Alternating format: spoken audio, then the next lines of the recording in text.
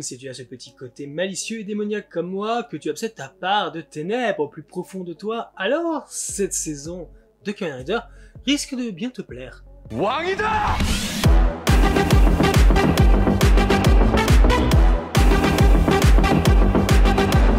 Wow. Hello! J'aime bien vous retrouver pour parler de séries que j'ai beaucoup aimées. Ainsi, aujourd'hui, je vais donc vous donner les 5 raisons qui, selon moi, juste moi, personnellement, font que vous devriez regarder le drama japonais et tokusatsu issu de la licence Kamen Rider Revice.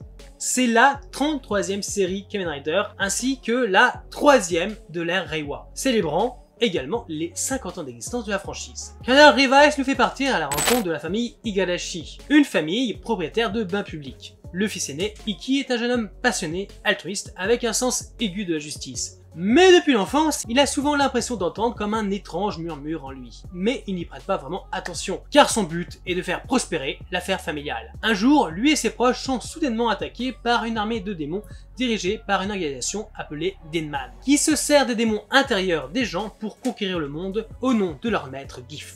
Lors de cette attaque, Iki va alors rencontrer son démon intérieur, Vice, avec qui il va passer un contrat pour protéger ses proches ainsi que les civils. Acceptant ce pacte risqué, ils deviennent alors Commander Revi et Commander Vice, ou plutôt le duo qui répondra au nom de Commander Revice. Alors la première raison est toute simple, c'est le truc le plus basique possible. Après avoir vu Kamen Saber dont je vous ai déjà parlé, ce rider c'est juste une masterclass.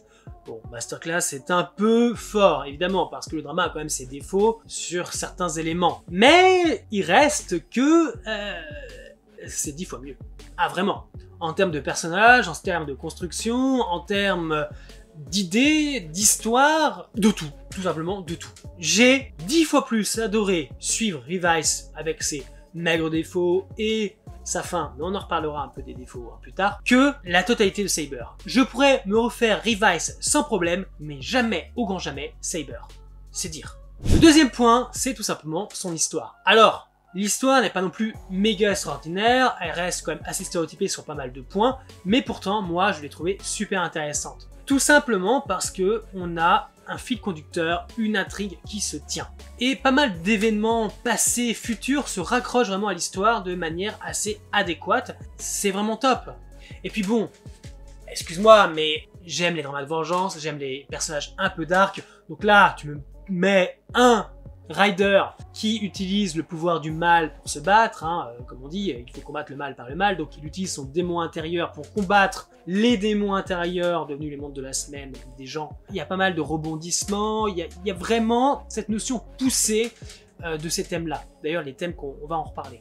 J'ai bien aimé le fait que la famille soit au cœur de l'intrigue, mais ça aussi on va en reparler. Les personnages étaient quand même très très cool, bien développés, bien interprété, il n'y a pas vraiment de fausses notes, bien sûr il y a des personnages qui servent à rien, mais bon ça c'est autre chose, il y a différents niveaux de lecture, non c'était quand même assez passionnant. C'est pas un must en termes d'écriture, c'est pas la meilleure chose que j'ai pu voir, il y a des choses bien mieux dans l'univers Kamen Rider qui ont été faites, mais j'ai beaucoup apprécié. Alors peut-être c'est tout simplement parce que voilà, j'avais pas du tout aimé Saber et que Revice a un peu sauvé mon avis. Bref, en tout cas j'ai beaucoup aimé l'histoire et moi je la trouve super intéressante. Que ça soit l'histoire d'Iki en lui-même et ce qu'il est en train de payer pour utiliser ses pouvoirs, l'histoire de son père, de sa mère ou même de son frère et de sa sœur, tout ce qui est créé, il y a vraiment une recherche et un sens du détail en termes de construction de personnages, en termes de construction de l'intrigue, de l'histoire, qui rend super bien. En troisième raison, c'est tout simplement, les thèmes sont très bien utilisés. Enfin, à mon sens, je sais que je connais des personnes qui disent que c'est de la poudre aux yeux, en fait, c'est pas très poussé ou autre chose. Je suis pas d'accord. Parce que, dès le début, on te parle de cet artefact qui a été retrouvé, ce tampon qui, dedans, est un démon et qui permet de ci, qui permet ça. Ça sera là, du début à la fin. La menace de Giff, elle est là constamment. Les démons intérieurs sont une chose qui peuvent servir le bien, mais qui peuvent très souvent servir le mal, et on le verra.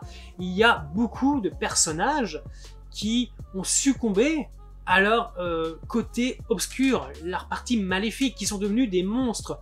Bien sûr, il n'y a pas forcément besoin d'un démon intérieur pour être un monstre. C'est ce que le drama va te prouver, c'est que tu sois bon ou mauvais, enfin en tout cas que tu sois bon, tu as toi aussi un démon intérieur, parce que tu as des doutes, parce que tu as des peines, parce que tu as des envies, parce que tout simplement tu es humain. Si l'être humain était parfait, il n'aurait pas cette part obscure ou ces sentiments négatifs, comme la jalousie, l'orgueil, l'envie et bien d'autres.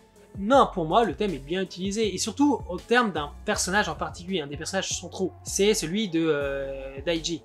Daiji ou Daichi, je sais jamais. C'est le seul qui va avoir un démon intérieur à apparence humaine. Et très souvent, il va vriller, quoi. C'est un peu Dr. Jekyll et Mr. Hyde, et j'ai beaucoup aimé ce concept-là, même si je déteste le personnage et surtout ce qui se passe avec lui. Le thème est bien utilisé, il est poussé convenablement, et puis en plus je parlais aussi du père. Le père il avait son démon intérieur qui est aussi un peu le précurseur de tout ce qui va se passer dans le drama, ça va se raccorder. C'est vraiment excellent, moi j'aime beaucoup quand les thèmes sont utilisés comme ça. C'est sans doute pas parfait, mais ça fonctionne très bien.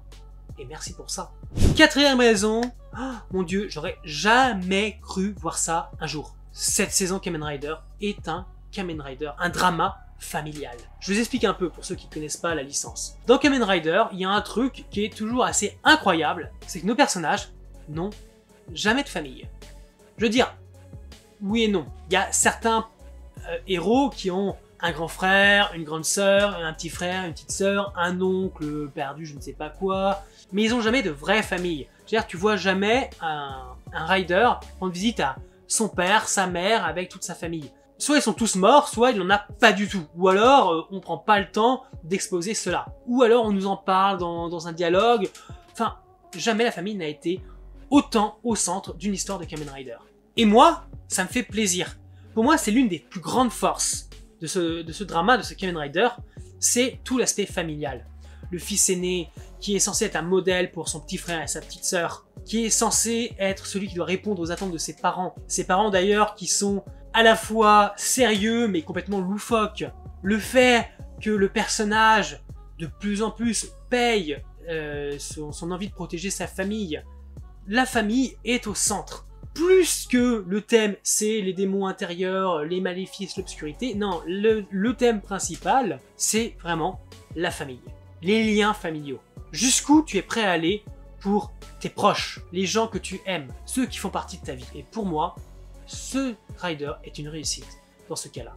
Je le redis, c'est sans doute pas l'un des meilleurs Kamen Rider que j'ai vu, mais pour cette utilisation, pour cette évolution en termes pur et dur de drama et drama familial, ça reste un excellent exercice. Et c'est pour ça que si vous aimez les dramas familiaux, ça vous tente de commencer Kamen Rider, eh bien regardez Kamen Rider Revice. Et enfin, la cinquième et dernière raison, je l'avoue, c'est une raison complètement personnelle. Voyez-vous, Kamen Rider, c'est une franchise, une licence très masculine. Dans le sens où c'est pas que des garçons qui regardent, mais plutôt dans le fait que c'est des héros et il y a très peu d'héroïnes. Si, bien sûr, tu as des héroïnes, mais c'est souvent des aides de camp, ou des potiches, des plantes vertes, enfin voilà, des acolytes, mais jamais véritablement des héroïnes en tant que telles, des Kamen Rider féminines. Mais avec le temps, avec les années, ils ont commencé à en mettre de plus en plus.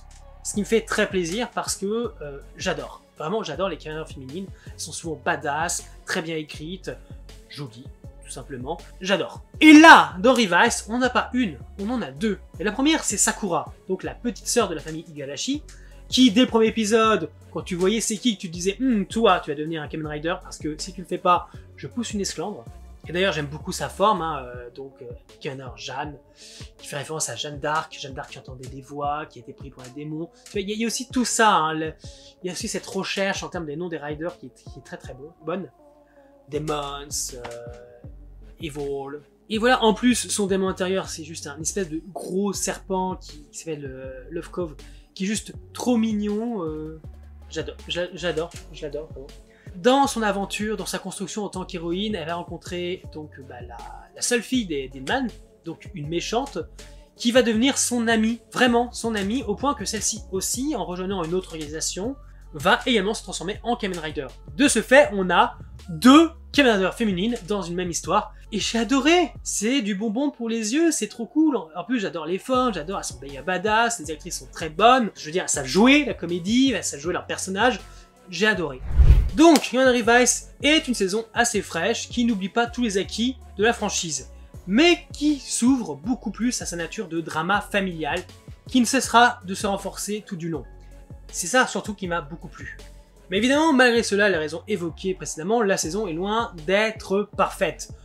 Beaucoup reprochant donc les couleurs criardes des costumes, du genre Malabar, ou qu'il n'y a pas de vraie noirceur malgré le thème. Ou alors que le scénario est peut-être un peu trop prévisible. Enfin, qui ne l'est pas aujourd'hui quand on est autant habitué à regarder ce genre de programme. Ou alors que les méchants ne le soient pas vraiment. Ou enfin que le personnage de George finisse par être gâché. Moi je vous dirais il faut tout pour faire un monde, alors faites-vous votre propre avis. Voilà, c'était donc mes 5 raisons de regarder Cudder Revise. N'hésitez pas à me dire si vous êtes d'accord ou pas avec ces raisons et si vous en avez d'autres. J'espère donc que la vidéo vous a plu, n'oubliez pas que si vous souhaitez me soutenir, un petit pouce, ça fait plaisir, ou même de partager la vidéo, ou encore de vous abonner encore plus. Et vous pouvez aussi me suivre sur tous mes réseaux sociaux présents en description comme d'habitude. Je vous dis donc à bientôt pour une nouvelle vidéo, et dans les commentaires. Bye les Dormavores.